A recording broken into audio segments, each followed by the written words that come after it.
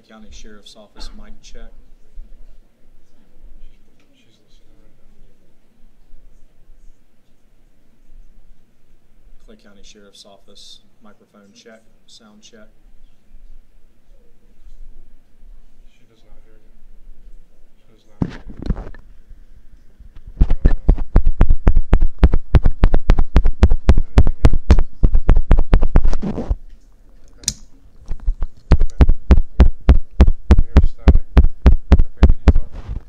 Clay County Sheriff's Office microphone sound check. Anything, Dan? Yeah, great. Okay, we're good. Thank you, sir. One more.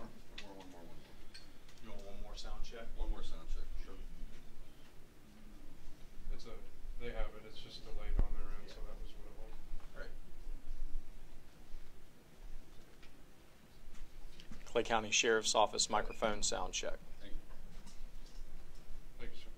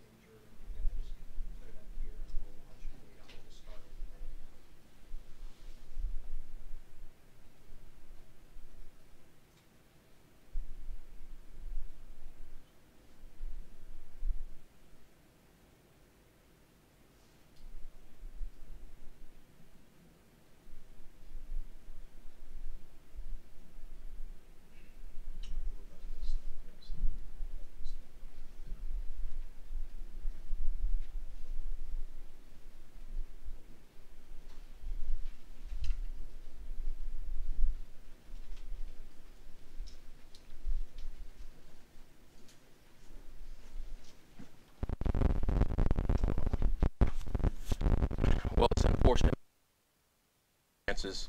but I wanted to make sure that we got everybody and those in the viewing audience, as well as the men and women of law enforcement, and especially the men and women of the Clay County Sheriff's Office, to inform you that Ben Zirbel, our deputy who was injured in a crash over the weekend, has perished as a result of his injuries that he sustained that day.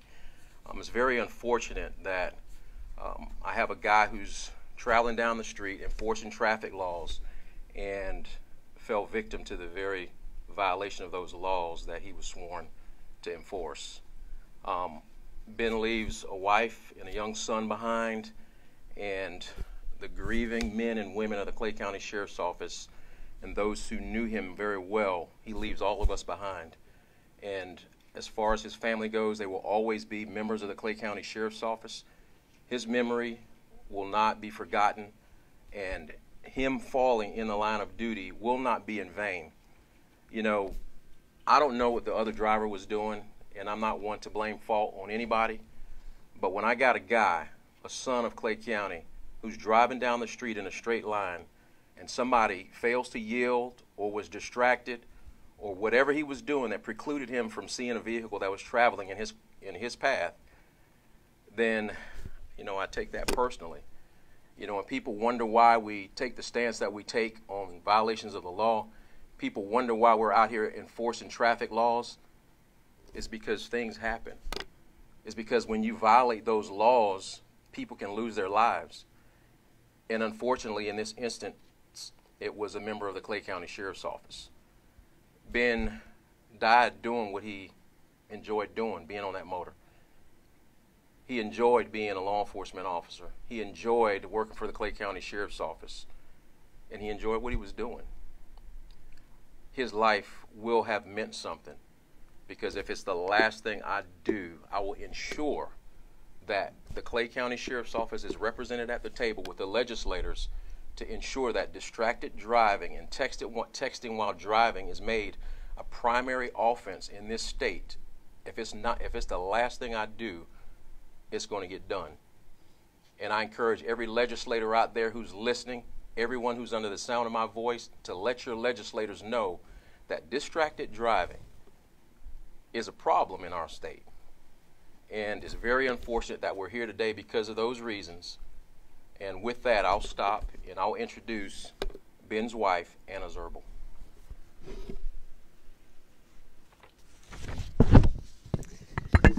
Thank you to everyone who's here today and everyone who's viewing. My name's Anna Zirbel. I'm Ben Zirbel's wife. My son, my family, and I want to thank everyone in this community for their love and their support over the past few days. It has meant so much to us. Ben's passion in life was to help people, which is why he became a sheriff's deputy. Even now, in this moment of our most painful grief, I am happy to say that Ben is still helping people. Ben was a registered organ donor, and it gives me some comfort to say that with his death, he may be helping save the lives of at least 7 other individuals with his organs. He may also possibly be helping up to 100 more people with the gift of tissue. If there's one message to come from this, it's that I wish everyone would become a registered organ donor. We never know what's coming next in life, so don't take a single day for granted. In his honor, the organ donation flag will be flying today over Orange Park Medical Center until his operation is complete. My family and I want to say a huge thank you to the Clay County Sheriff's Office family and to the law enforcement community. They have loved us and cared for us throughout Ben's 12-year career, and we will always miss him. But we know that his kindness and his big heart will live within all of us. Thank you.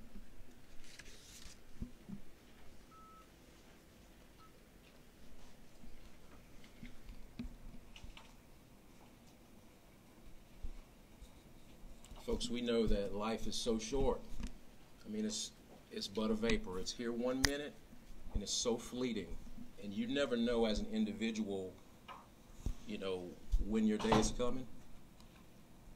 So we do what we can in this life to do what we can to impact people as positively as possible. And for the men and women of law enforcement, continue doing what you're doing. Continue changing lives, and weary not in well-doing. Good things come out of this profession. It's unfortunate. It's an investigation that continues, but the memory of Ben Zirbel will never end, just like the other men who've fallen in the line of duty in law enforcement. So with that, folks of the media, if there's any questions, myself and a representative from FHP will take those questions. Sheriff, are you implying that there may have been some sort of distraction via texting or a phone? Is that believed at this point, or is that still under investigation? It's still under investigation, Scott. It's a good question. And I don't want to make assumptions. The crash happened. That's a fact. My deputy was driving in a straight line. That's a fact. And somebody drove into his path. A prudent person would not just drive into another person's path unless they were preoccupied doing something else, or they just felt like, hey, I can make it. So whatever he was doing, that'll come to light in the investigation in the ensuing days. And I myself personally want to know what he was doing the moments or seconds before that crash. The man responsible for this crash, he is receiving death threats on social media, people who want his life to end. What do you have to say to those people? I would say, thank you for saying that. The other person who was involved in this crash is receiving death threats on social media. I would say for those people, you know, not to minimize what Ben's life work was, but Ben would not have wanted that. No one in law enforcement needs somebody to come to the rescue in a profession that we know is inherently dangerous. So there's no eye for an eye. Things happen. Life is life. But to make death threats from somebody who did not intend on that given day to go out and cause a sequence of events to occur that caused a law enforcement officer to lose his life, it's not appropriate, and you're not helping law enforcement, and you're not helping anyone in Clay County to make any kinds of threats to the other person that was involved in this crash. Do you have an estimate of how long this investigation will take? That is something that FHP can speak to. Yes, investigation is ongoing, and we want to take the appropriate amount of time. Normally what we do in this case would be normally 90 days, but there could be circumstances that would extend it beyond that time frame. Can you elaborate on what those circumstances would be at this point? Not on an ongoing investigation, no, sir. Is there any indication that this driver was impaired or under the influence? Those are some of the aspects that we're looking into. Sheriff, he worked here for 12 years, and I'm sure he made quite an impression. Can you share with us a feel-good or funny story about him that comes to mind? Oh, I have a funny story that you know, may bring some levity to this situation. I was on my way from a training event in Tallahassee. This was just last week, and I'm driving down the mouth of my subdivision, and I see Ben and another traffic deputy standing out there running laser or radar, if you will. And I said, watch this. So I sped up, and I saw Ben look at his laser, take another reading, and he looked at it again, and he stepped out in traffic like they're known to do. He put his hand out, and he pulled me over, and he said, pull over. And I said, I don't think I'm going to do that, buddy. And he's like, come on, Sheriff, you going to do me like that? I said, you know, at least I see that you guys are doing your job. We both laughed about it, and that was the last time that I talked to Ben. You know, Ben was a good man. He was one of those guys that you said, you know, this is a good man. And you hate that a bad thing happens to good people, but you know what? It's just life. It's the hand that we're dealt sometimes, and sometimes these things happen to good people. You can't predict when a life is going to be, you know, going to end. You can't predict when it's your time. So that's the feel-good story. The guy was always seen with a smile on his face. He's very well liked in the community. He's actively involved in the community. Leaves a good legacy behind. And that's all we can do in this life, is try to leave a good legacy behind where we've impacted people's lives positively as we can, and so that the memories that we leave behind of us as individuals will be something that's positively spoken about when people mention our names. How are the deputies doing today? How are you dealing with this as an agency? The deputies and the other support staff of the agency, it hits hard. It hurts to know that your brother, your coworker, is gone. And each of us interacted with Ben in our own way. Sometimes a laugh, sometimes a joke, sometimes, you know, just sharing information. But it's a struggle for some of us. And it's a brotherhood. It's a family in law enforcement. And one of our members, a son, if you will, a brother, a nephew, a father, a husband, has been taken untimely, and that's what hurts the most. If it was something in law enforcement where he was in a tactical situation or some high-risk, dangerous situation, and this was a result of that, the blow would be a little softer. But to just be traveling down the street and lose your life, in an untimely way like he did is very, very unfortunate. Can you say specifically when Deputy Zirbel passed away? I can't say for certain when the doctor proclaimed, proclaimed his death, but it was yesterday. It was late, and it's just an unfortunate sequence of events that led up to that point. And I hate to see that he's gone, and I'm personally going to miss him. Sheriff, I'm sure the medical expenses incurred by this have been through the roof, and his family, they lost their breadwinner, their provider. What can we do to help them as a community? So the question being the expense associated with the loss of a husband, the breadwinner of the family. On our website, you'll find a GoFundMe account link and the VyStar account number where funds can be donated to the family in this time that they're bereaving, so that they don't have to worry about some of the immediate financial needs that they have and will have over the next few days.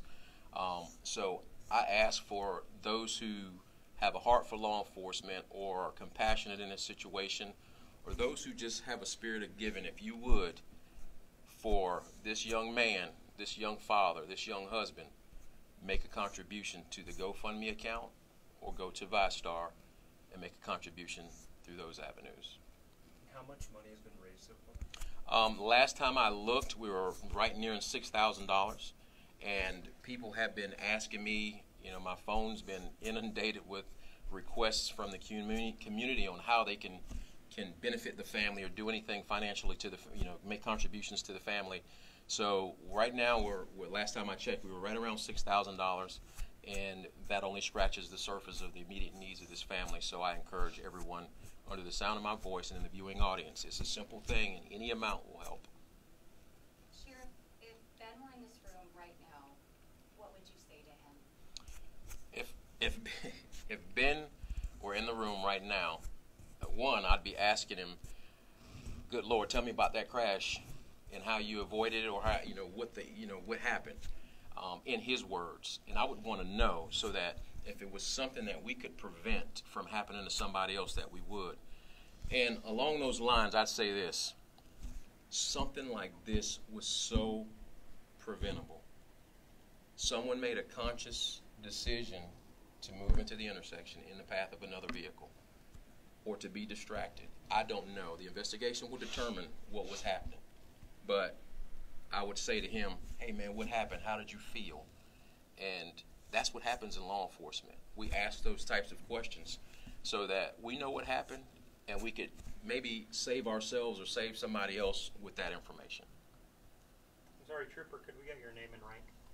Major Stephen Harris. Stephen with a V or a PH? And Sheriff, his son, can you say how old his son is? His son's 8 years old. So an 8-year-old son is now without father.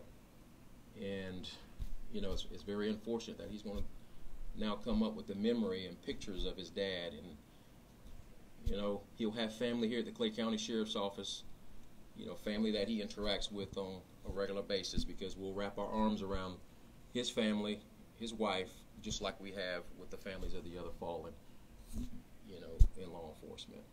So I'm glad that you came up here and gave us an opportunity just to share this with the viewing audience. It's very unfortunate, and as funeral arrangements are, the information is given to us, we'll make sure that we provide that to the community so that people can pay their respects and say their last goodbyes to a son of Clay County, a deputy, a prized deputy with the Clay County Sheriff's Office. Thank y'all.